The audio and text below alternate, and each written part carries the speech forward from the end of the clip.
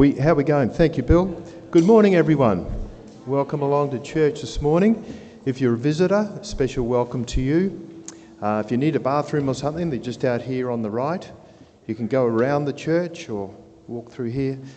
And please stay around for a cup of tea or coffee afterwards. I've got a call to worship here. Let us lift our voices and exclaim that worthy is the Lamb who was slain to receive power and wealth and wisdom and might and honour and glory and blessing. Well, let us sing together a safe stronghold.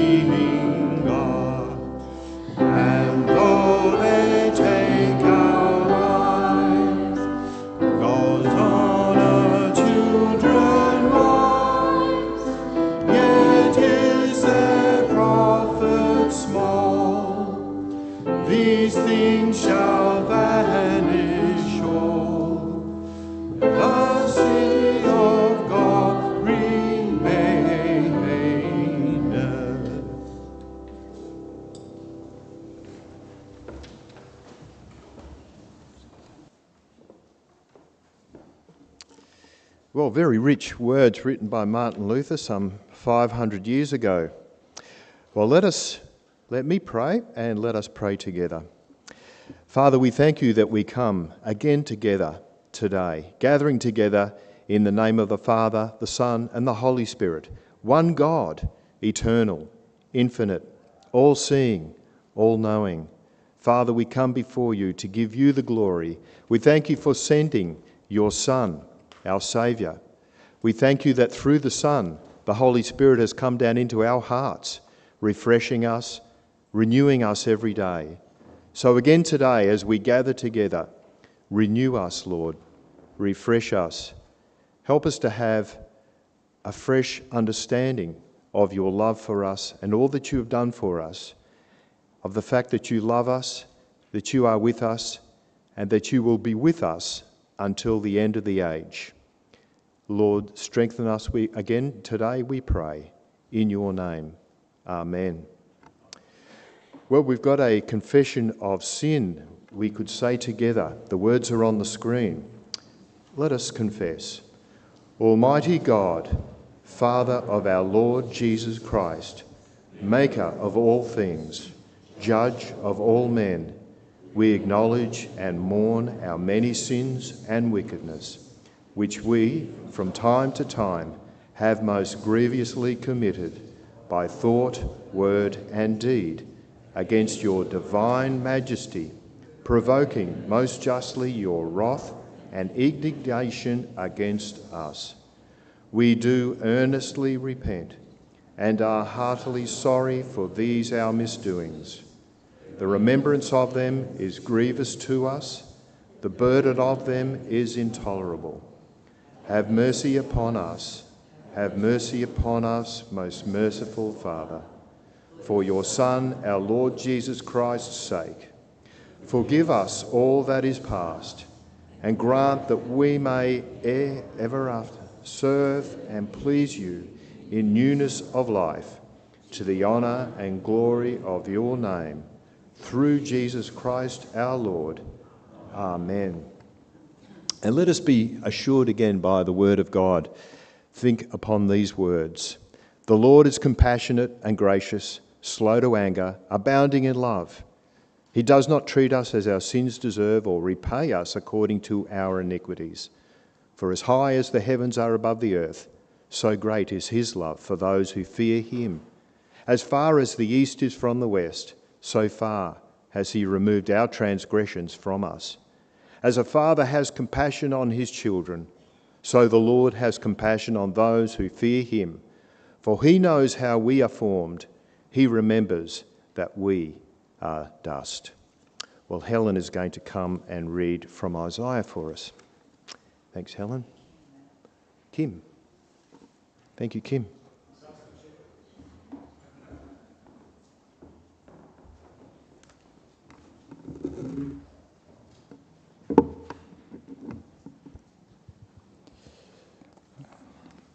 Isaiah 28, verses 16 to 29.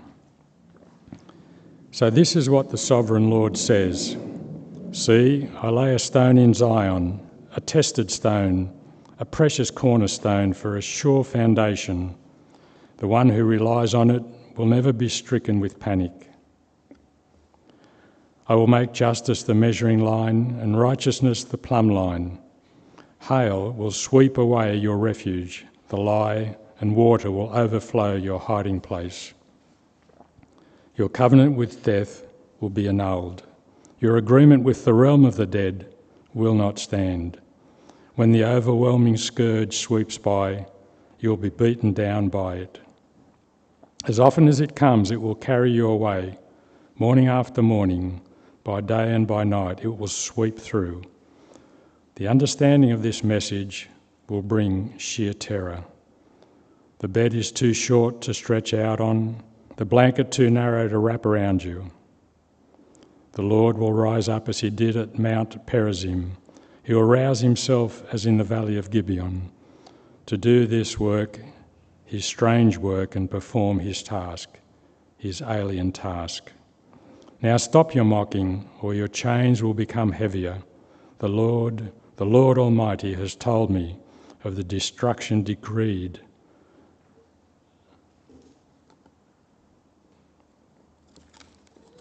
Scott, I've lost communication. Or have I got it again? Now stop your mocking, or your chains will become heavier. The Lord Almighty, has told me of the destruction decreed. Listen and hear my voice. Pay attention and hear what I say.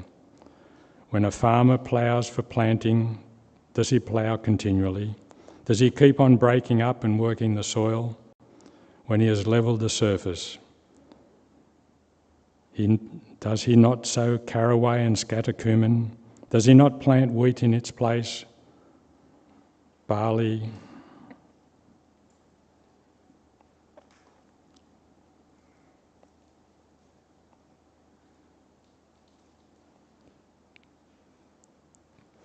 in its plot and spelt in its field? His God instructs him and teaches him the right way. Caraway is not threshed with a sledge, nor is the wheel of a cart rolled over cumin. Caraway is beaten out with a rod, and cumin with a stick. Grain must be ground to make bread, so one does not go on threshing it forever. The wheels of a threshing cart may be rolled over it, but one does not use horses.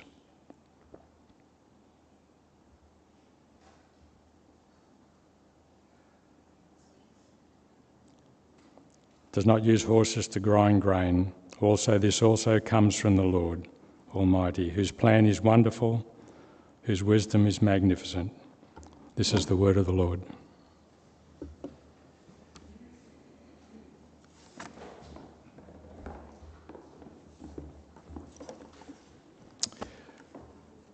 Well, our country of the week today is Portugal.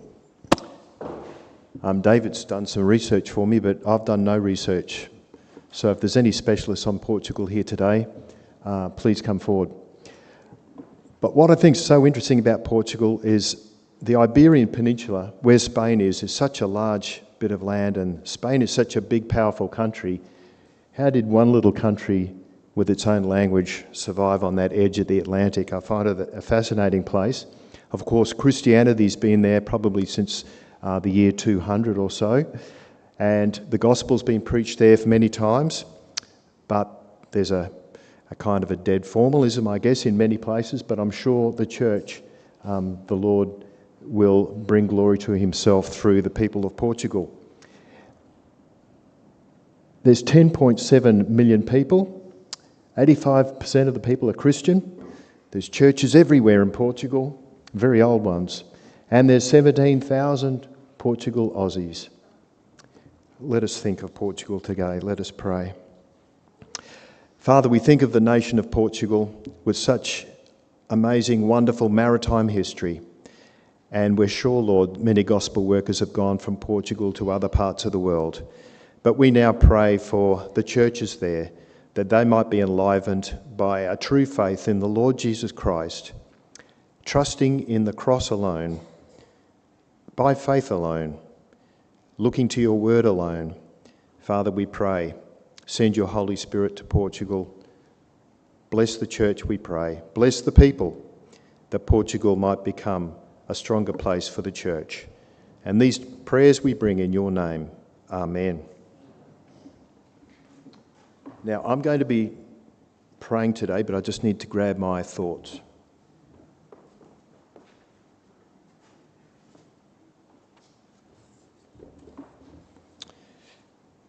So, as we come to pray together, let's continue.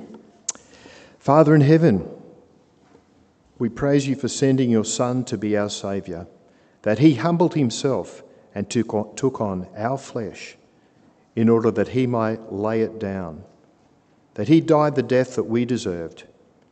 He fully paid our debts. He fully satisfied the righteous judgment of God.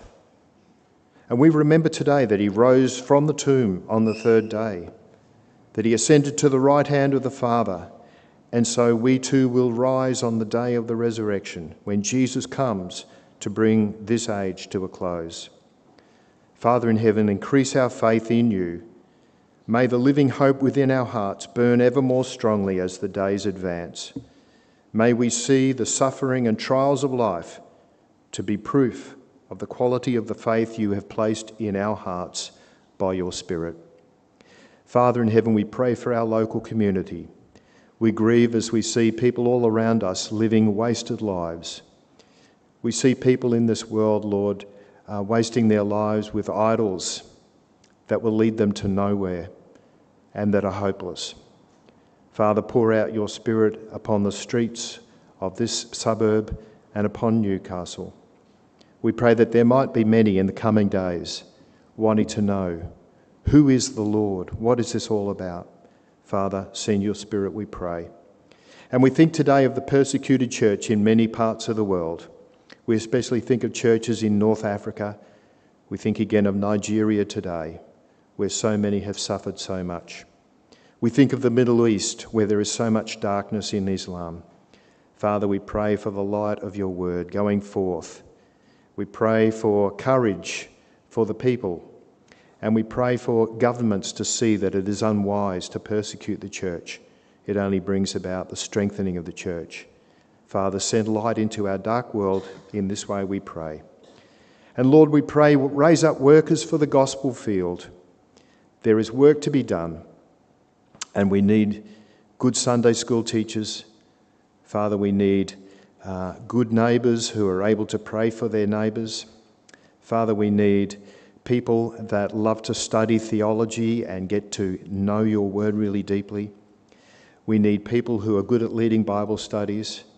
We need people who are good at teaching scripture in schools. Father, the needs are great. Raise up workers, we pray. Give us fresh minds, we pray. And Lord, as we live our days, help us to keep our eyes upon you, the salvation of our souls, and that day that is yet to come. And these prayers we bring in your name. Amen. Margaret, you're going to come and speak to the kids today.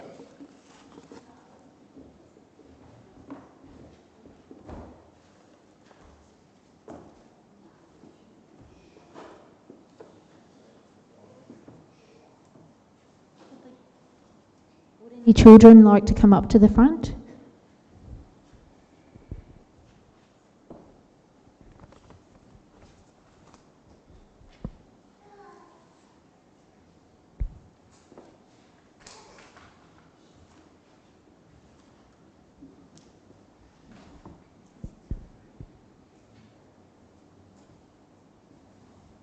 Hello.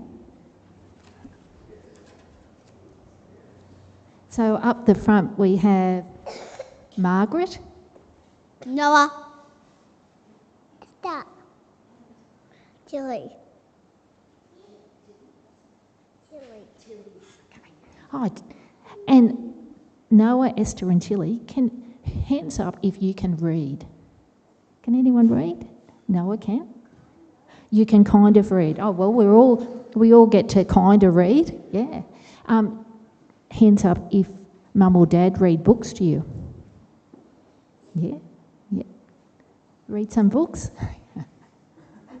Now, thank you. Now, have you seen in the pews that there's a lot of books? Yeah, there are. Do you know what sort of... Actually, and Peter, sitting behind you, is holding one of those books. The Holy Bible. That's right. Thank you very much, Noah. Now, and we here believe that that's God's word to us. So that's why there's so many books of that here, and that's why we read from it every Sunday. Now, within the Bible, there's a lot of little books. Do you know how many little books make up the Bible? Do you want to have a guess? The Bible. Can you think of a big number? The Bibles. There's actually 66 little books in the Bible. 66. Now, yeah, 66. And the Bible's in two sections. Can you just hold the microphone for me?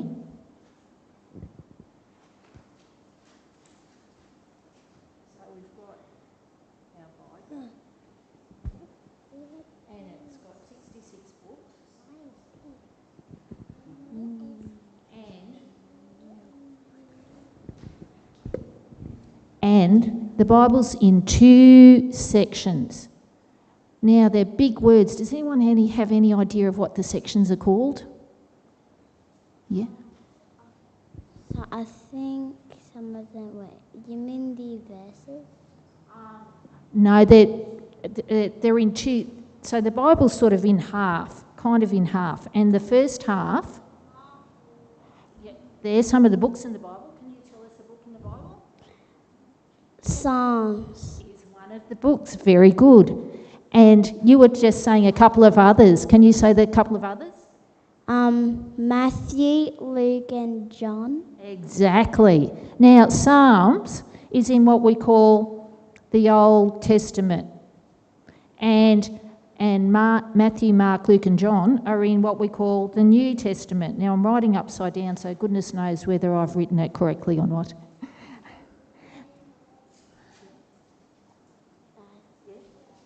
So there's 2 big halves to the Bible.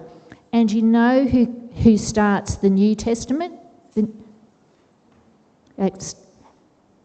Jesus. Exactly.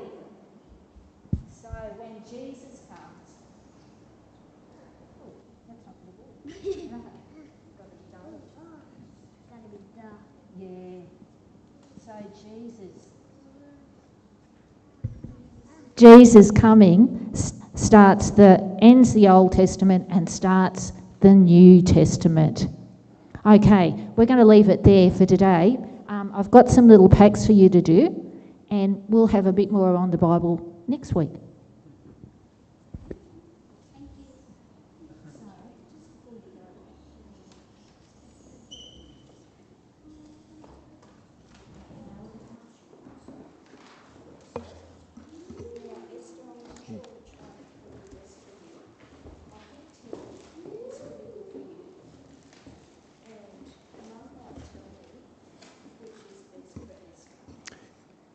As Margaret hands out the goodies here, someone's coming forth to read from, thanks Kim, 2 Peter chapter 2.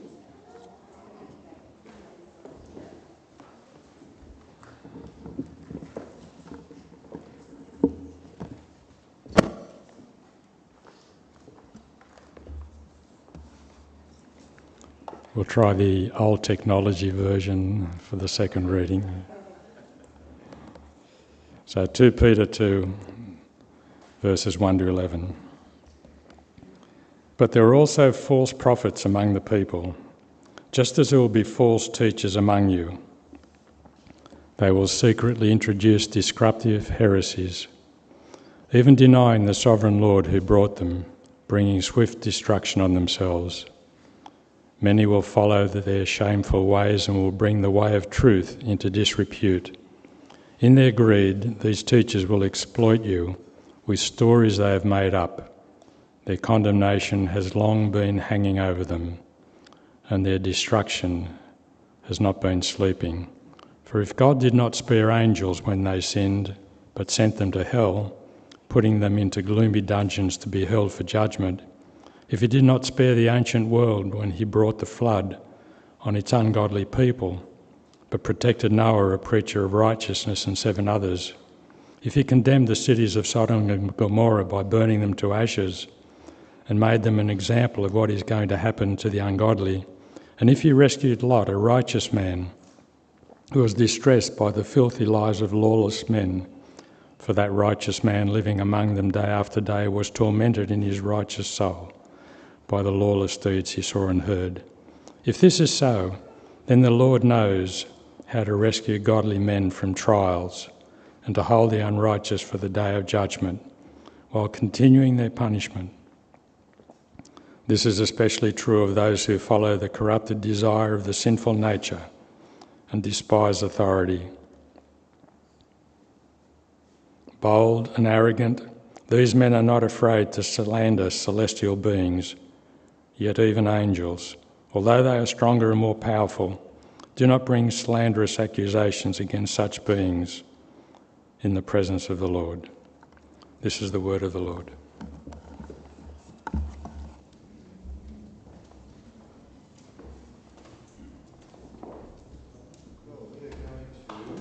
stand and sing together, Christ is mine forever.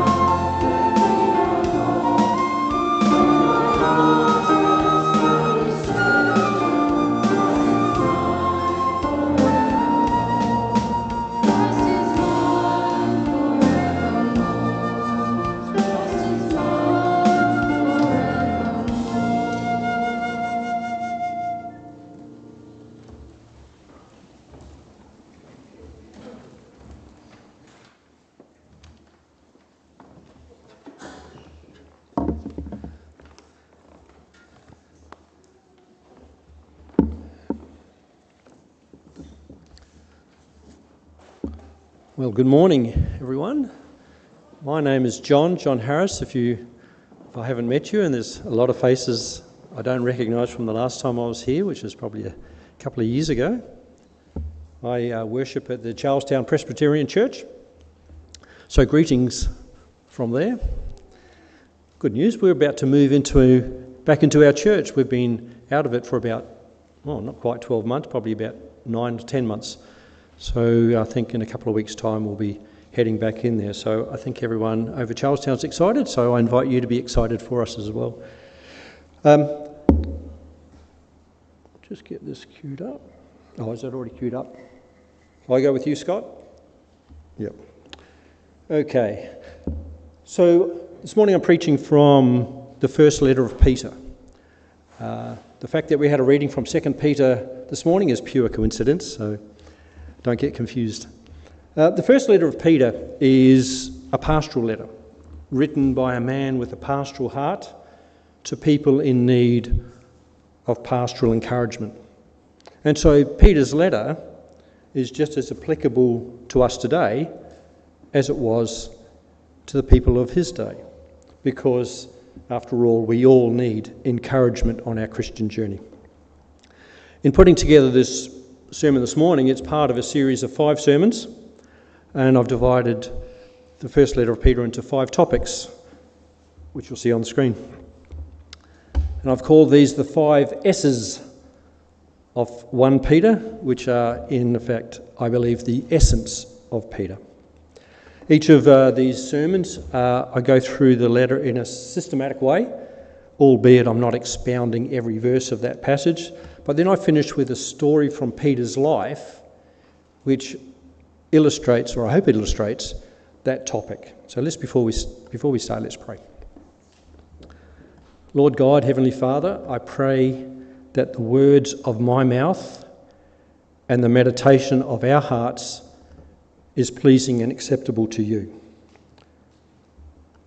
Lord, give us ears to hear, minds to understand, and hearts that are willing to change according to your will and to your word. Amen. So do you know why your parents gave you the name that you have? Have you, or did you ever ask them why they called you by your name? When I was about 10, I asked my mother why I had been given my name, John. She told me that I was named after John from the Bible. Now, I wasn't surprised by this because my mother, for all her life, was a devout Catholic. And I knew, as I went to a Catholic church back then, and I went to a Catholic school and a Catholic scout group, that there were 2 main Johns mentioned in the Bible, in the New Testament. So I asked my mum which one of those I was named after. Was it John the Apostle or John the Baptist? Some of you are smiling, you can see where this is going. My mum said, she asked me, did it really matter? And I said, yes, of course it matters which one I was named after, because John the Apostle, of course, lived to a grand old age, while John the Baptist had his head cut off in the prime of his life. Now, Mum never actually told me which one I was named after, but I have deduced that I was named after John the Apostle because I am now reasonably old and I still have my head.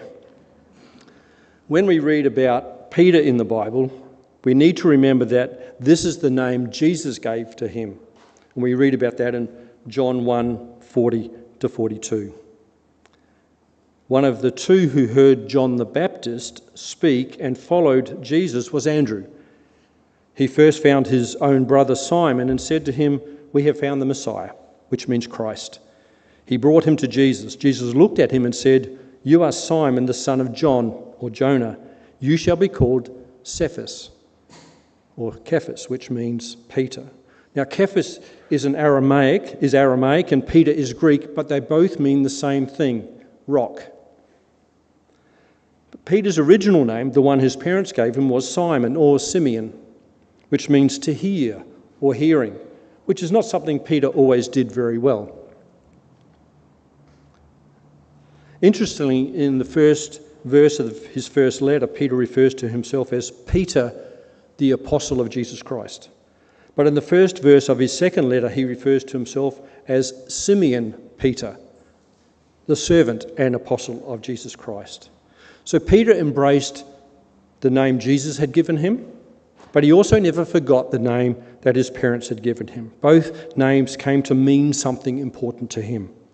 As Peter, he needed to be a rock for Jesus and the church, and as Simeon, he needed to hear and listen to Jesus and the Holy Spirit and to the Scriptures. So let's go to the passage where we find Peter's greeting to his readers. 1 Peter 1:1-2, Peter, an apostle of Jesus Christ, to those who are elect exiles of the dispersion in Pontus, Galatia, Cappadocia, Asia, and Bithynia, according to the foreknowledge of God the Father, in the sanctification of the Spirit, for the obedience to Jesus Christ, and for sprinkling with his blood. May grace and peace be multiplied to you. I need to point out, if you're following this in your Bible, I preach from the ESV version. If you've got NIV, there'll be a slight variation. The first thing we need to ask about this letter is, who is it from and who is it written to? So it starts with the words, Peter, an apostle of Jesus Christ. The writer of this letter is claiming to be Peter, the apostle, which means messenger of Jesus, the feisty fisherman from Galilee, the failure-prone follower of Jesus, and the first leader of the fellowship of the early church. Now, some commentators argue that the letter could not have been written by this Peter because the Greek used in it is too sophisticated for an uneducated fisherman from the backwaters of Galilee. But we need to note a couple of things about this before we continue. And by doing this, we get to look at a bit more background of who Peter really was, and we get to know him a bit better. Well, so firstly, Peter was raised in the Greek-influenced town of Bethsaida. He grew up speaking Greek in Bethsaida before moving to the more Jewish town of Capernaum, where there was a larger synagogue. And the fact that he was referred to as Simeon, Cephas, and Peter by Jesus, Paul himself, and others throughout the New Testament shows clearly that both Aramaic and Greek languages were in common use in the area at that time. So Peter would have been bilingual. He was bilingual. He could speak both Aramaic and Greek. But we need to ask, how much Greek did he speak? Well, secondly, he wrote this letter some 30 years after Jesus ascended into heaven and the Holy Spirit was poured out at Pentecost, during which time he travelled throughout Judea and the Roman Empire and eventually to Rome itself. So he had plenty of time and opportunities to learn more Greek, which was spoken throughout the whole region. Thirdly, in relation to him being uneducated, he was a devout Jew, and so even before meeting Jesus, spent many hours listening to rabbis in the synagogue on the Sabbath. He heard the scriptures many times, and we can see the outcome of this and the influence of the Holy Spirit in the incredible sermons and speeches that he gave on many occasions, starting in Acts chapter 2. So while he didn't have a degree in theology, he was reasonably educated in the Jewish scriptures. Fourthly, he received the gift of the Holy Spirit. The Holy Spirit fulfilled what Jesus had foretold in John 14:26 when he said, "The Helper, the Holy Spirit, whom the Father will send in my name, he will teach you all things and bring to remembrance all that I have said to you." And Peter received not only the gift of the Holy Spirit, but he also received gifts from the Holy Spirit, as described by Paul in Romans 12 and 1 Corinthians 12. Now, we don't know for sure which spiritual gifts Peter received, but we do know he was able to serve beyond his natural human capacity, as is true for all believers who use their spiritual gifts in the service of God's kingdom. And fifthly and finally, at the end of the letter, Peter wrote, "By Silvanus, a faithful brother as I regard him, I have written briefly to you." By Silvanus I have written to you. Silvanus is the longer form of the name Silas, who we know accompanied Paul on his journeys and was Paul's scribe and secretary. Both Paul and Peter dictated letters to Silas, who wrote down what they said using the eloquent Greek he was capable of. In all cases, Silas would have read those back to Paul and Peter what he had written to gain their approval before the letters were sent to churches. So we can be confident that Peter the apostle of Jesus wrote, or at least dictated, this letter. But who did he write the letter to? Well, it is addressed to the elect exiles of the dispersion of Pontus, Galatia, Cappadocia, Asia and Bithynia. Now we know that Peter's main ministry was to Jews who were being and had been converted to Christianity, while Paul's main ministry was to the Gentiles or non-Jews. So we can assume that Peter wrote this letter primarily to Jews who had converted to Christianity and had been exiled and dispersed into the regions which is today northern Turkey. These Jewish Christians had fled Jerusalem and other places because of the persecution of the early church. And we note that Peter called these Jewish Christians not only exiles, but elect exiles. He, like Paul, knew that God had elected the people he saves. and he does so according to the foreknowledge of himself, of God the Father. And this is true for us. It is no accident that you are a Christian, if indeed you are a Christian. Rather, you are a Christian because of God's love, God's mercy, God's grace, God's faith, God's plan, God's election of you. You are a Christian 100% because of God. As Paul wrote to the Ephesians, "For by grace you have been saved, through faith. And this is not your own doing." What's not your own doing? Grace, faith, salvation are not of your own doing. It is a gift of God. What is the gift of God? Grace, faith, salvation are a gift of God, not a result of works, so that no one may boast. For we are his workmanship, created in Christ Jesus for good works, which God prepared beforehand, that we should walk in them. Peter continues in verse 2 to write that the elect exiles are in the sanctification of the Spirit for obedience to Jesus Christ and for sprinkling with his blood. Now I'm going to talk more about the sanctification in the next sermon, part 2. You'll hear that if you have me back. But suffice to say here that we are saved in order to continue on our sanctification, our discipleship, our ongoing growth and maturity as disciples of Jesus. And the Holy Spirit indwells us to help us on this journey of sanctification. Peter tells us that all of this, our salvation and sanctification, is possible only because of the sprinkling of the blood of Jesus. We know that Jesus' blood wasn't sprinkled, but was poured out on the cross as he bore the punishment and penalty for our sins. But Peter uses these words and imagery of the sprinkling of blood in this passage to take us back to the Old Testament sacrifices. And the reason he does this is to show us how these sacrifices pointed forward to the ultimate sacrifice that Jesus would make on the cross for us and our sins. These first 2 verses of Peter's first letter are packed full with so many wonderful theological truths about our salvation. These 2 verses include the nature of our salvation. That is, we are one of God's chosen elect.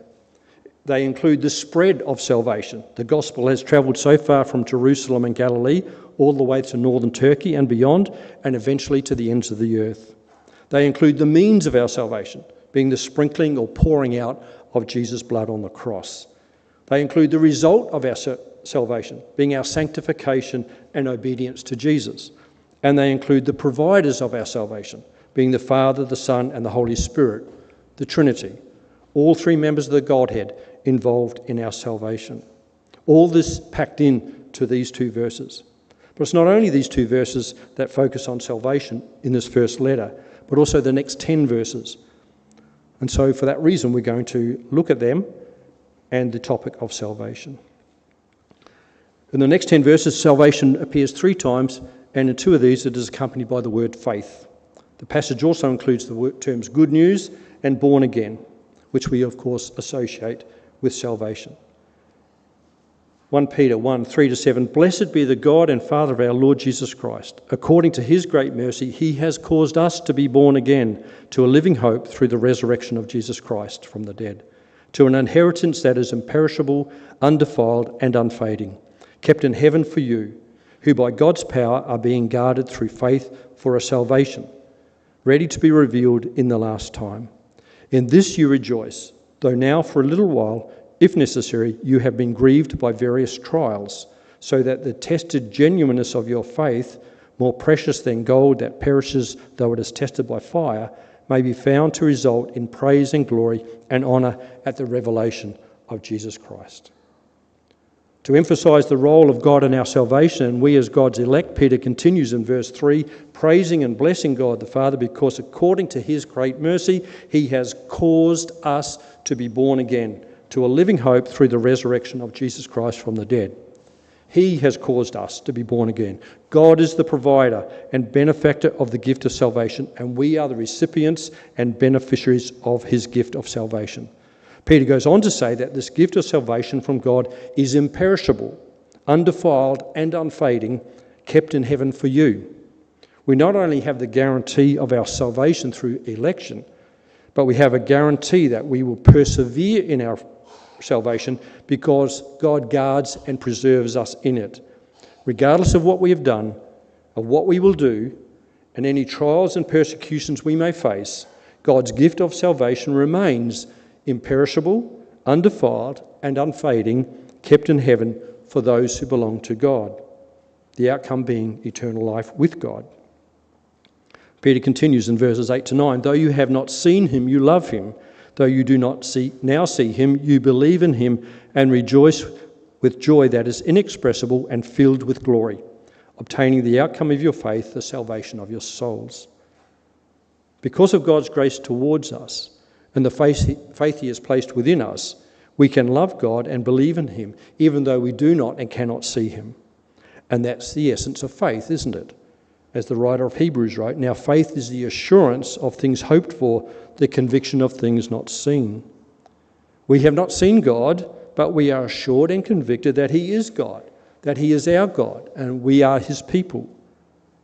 And Peter's passage goes on to say that this assurance and conviction we have as Christians, as we love and believe in him, leads us to do what?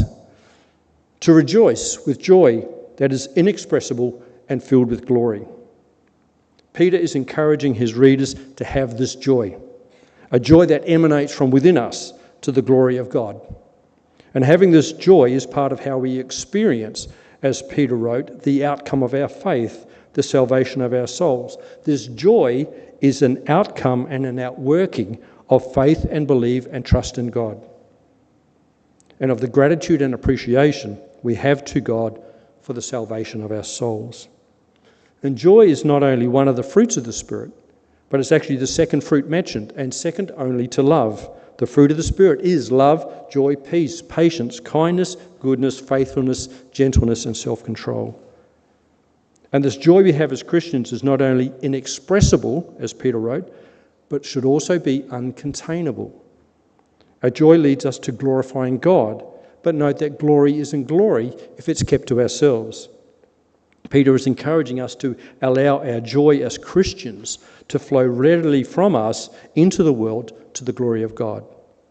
And as we will see later in this letter, actually in sermon number 4, he is writing to people who are facing severe persecution because of their faith. Even so, Peter tells them to do so with joy. Peter is really only repeating what he heard Jesus say. Blessed are you when people hate you, and when they exclude you and revile you and spurn or reject your name as evil on account of the Son of Man, on account of Jesus. Rejoice in that day, and leap for joy, for behold, your reward is great in heaven. The basis of this rejoicing and joy is the knowledge and appreciation and assurance and conviction we have in the salvation of our souls. Verses 10 to 12, concerning this salvation, the prophets who prophesied about the grace that was to be yours searched and inquired carefully, inquiring what person or time or circumstances the Spirit of Christ in them was indicating when he predicted the sufferings of Christ and the subsequent glories. It was revealed to them that they were serving not themselves but you, in the things that have now been announced to you through those who preach the good news to you by the Holy Spirit sent from heaven, things into which angels long to look. In verses 10 to 12, Peter looks back in history, back to the prophets of the Old Testament. He wrote that these prophets foretold about the grace that God would pour out, about the Christ who would come to suffer so that the good news of salvation could be preached and applied to the lives of people who were yet to come. These prophets were given prophecies and revelations of God's grace and his gift of salvation for those who would follow them, which of course includes us. These prophets left a legacy, but they didn't see the outcome of their faithfulness. In the same way, the apostles, like Peter, have left a legacy. They also didn't get to see the fullness of the outcome of their faithfulness. We have benefited from the legacies of the prophets and of the apostles and the thousands of faithful saints that have gone before us, which may include our parents, our teachers, our pastors, and others who have sown spiritual fruit into our lives. And Peter is encouraging the readers of his letter by looking back at the legacy of the prophets and others like them to encourage us to also leave a legacy. And by this I don't mean a material legacy that is in your last will and testament and left to those who will inherit it from you when you die. I mean a spiritual legacy, a legacy that has eternal consequences. Peter wrote that the prophets were serving those who followed. Each generation of Christians is serving the generations to come. Our legacy is the spiritual fruit that is born and multiplies in those who follow us. And this doesn't have to be and may not even be our children. It should be our children. But there are others whom we can tell the good news of the gift of salvation from God. There are others who can benefit from the joy that flows from within us, from out to the world, to the glory of God. There are others we can encourage in their sanctification, their discipleship, their ongoing spiritual growth and maturity. We need to know that if we haven't always done this, or if we've got it wrong in the past, then we still have time. And Peter is a wonderful example of how we can get things wrong and yet turn that around. So I want to illustrate from Peter's life how he got the message of salvation wrong in the early days of the church, which we read about in Galatians 2:11-14, written by Paul. I'm not going to read that, but what is all that about? Well, before James, who is the brother of Jesus and the leader of the church in Jerusalem, had sent messengers from Jerusalem to Antioch, where Peter was now living, Peter had been eating with Gentile, non-Jewish, uncircumcised Christians without restrictions in Antioch. But after the messengers arrived from James, Peter separated himself from Christians with a Gentile background and ate exclusively with Christians with a Jewish background. And his actions influenced others to follow his example. Paul was outraged at Peter's hypocrisy and let him and others know about it, thus the letter to Galatians. Peter was being influenced by a group within the church who were putting pressure on all Christians to follow some of the Mosaic laws relating to circumcision and the selection and preparation of certain foods. Paul, on the other hand, was advocating that these practices made no difference to salvation and that people are saved by grace through faith and not by following ceremonial laws and rituals. While Peter had acknowledged this in the past, for examples of that is his dealing with Cornelius in Acts 10 and 11, and also his speech at the Jerusalem Council in Acts 15, his actions in Antioch showed he had come under the influence of salvation by good works, of a salvation through law and legalism, in which, of course, there is no joy. But we see in his first letter that Peter had realised his error, that salvation was God's work, not his, not ours. And this salvation leads to joy, not to guilty burdens created by adherence to outdated rules and rituals and traditions. So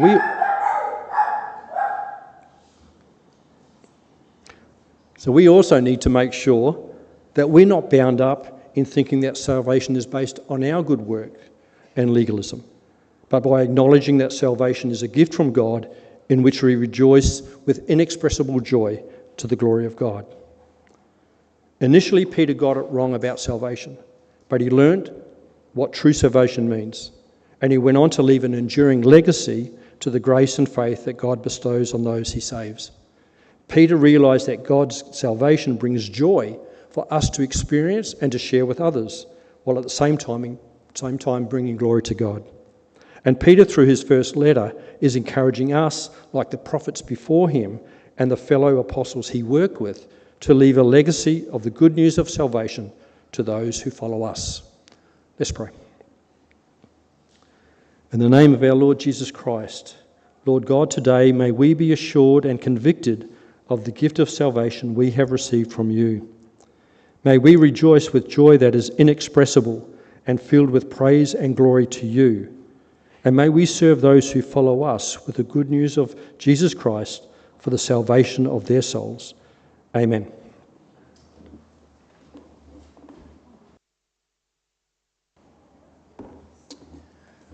Well, we are going to sing together the words from Psalm 40, verses 1 to 5. Psalm 40.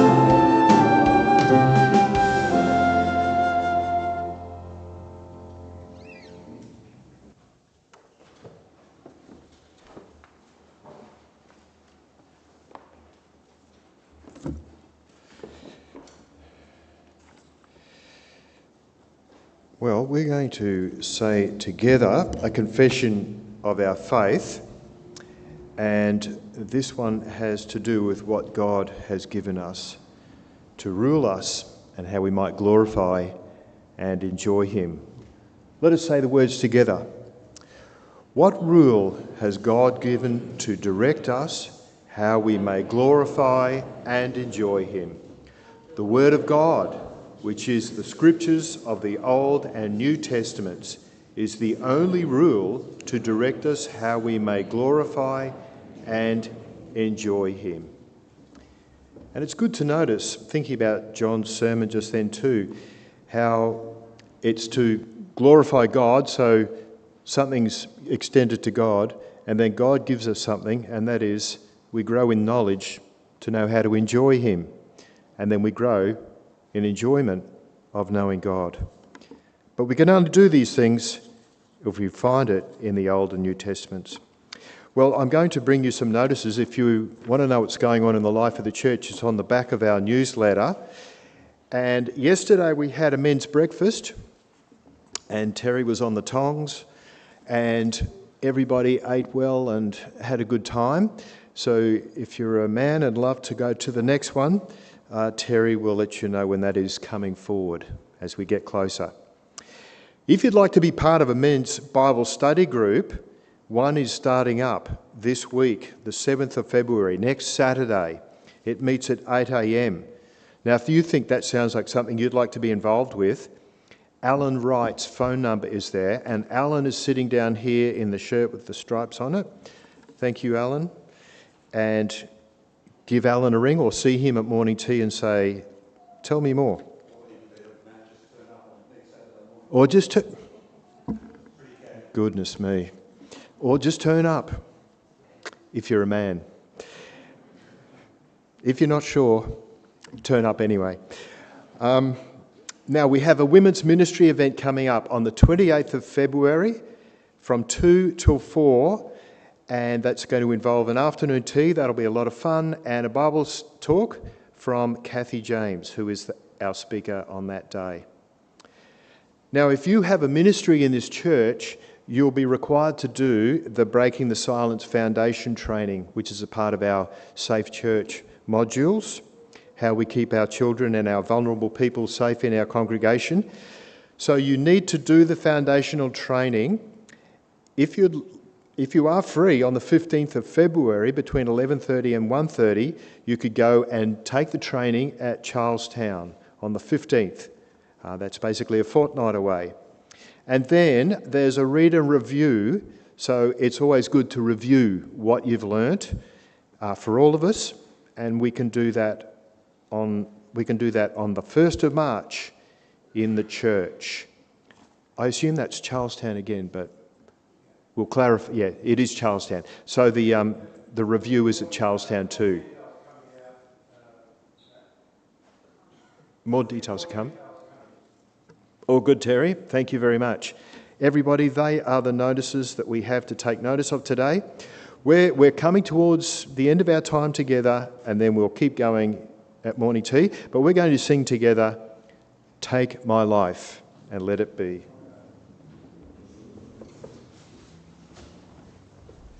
Take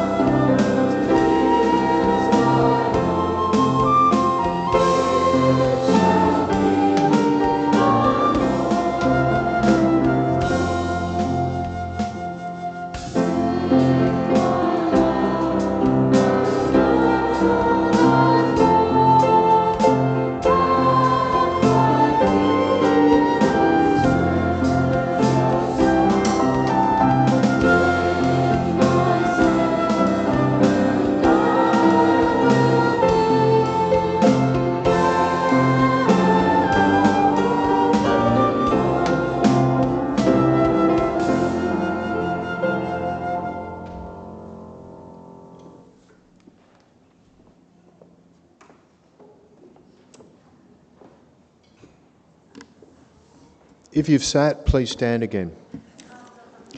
No, you may stay. Only stand if you're comfortable standing, please.